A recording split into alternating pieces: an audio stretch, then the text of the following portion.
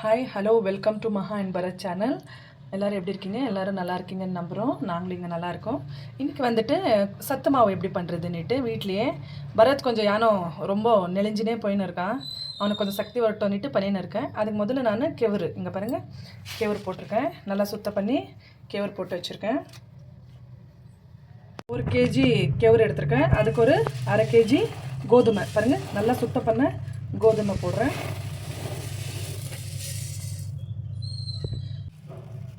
இங்கே பாருங்கள், இது சோளம்.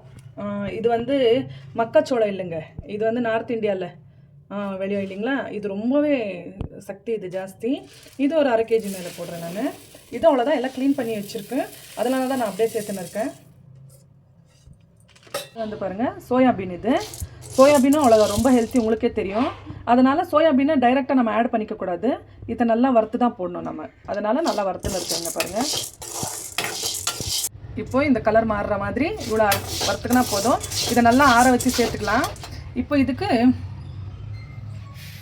இங்கே பாருங்கள், நல்லா ஒரு கைப்பிடிக்கும் மேலே இங்கே பாருங்கள் பாதாம் போட்டுக்கிறேன். இங்கே பாருங்கள், மாவை நல்லா மிஷினில் கொடுத்து அடிச்சுன்னு வந்தாச்சு. இதில் இப்போ நம்ம சின்ன டப்பாவில் போட்டு வச்சுக்கலாம். கொஞ்சம் கட்டியாக ஏர் டைட் கண்டெய்னரில் போட்டு வச்சுக்கோங்க.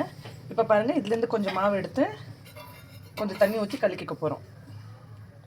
எனக்கு ஒரு 3 ஸ்பூன் எடுத்துக்கிறேன் பாருங்கள், கொஞ்சமாக போதும். இங்கே பாருங்கள், ஒரு 3 கிளாஸ் தண்ணி வந்து நல்லா கொதிக்க வச்சுருக்கேன். இப்போ அந்த மாவை தண்ணியில் நல்லா கரைச்சி ஊற்றி கலக்கணும். காட்டுற இடங்க உங்களுக்கு. இப்படி சலசலன்னு கொதிக்கிற டைமில் கேஸை சின்னது பண்ணிக்கோங்க. பண்ணின்னு இங்கே பாருங்கள், இந்த பதத்தில் கலக்கின்னு இருக்கிற மாவை கொஞ்சம் கொஞ்சமாக விட்டு கலக்குங்க. நல்லா அது வேகணும். அதனால் நல்லா கைவிடாமல் கலக்கி விடுங்க.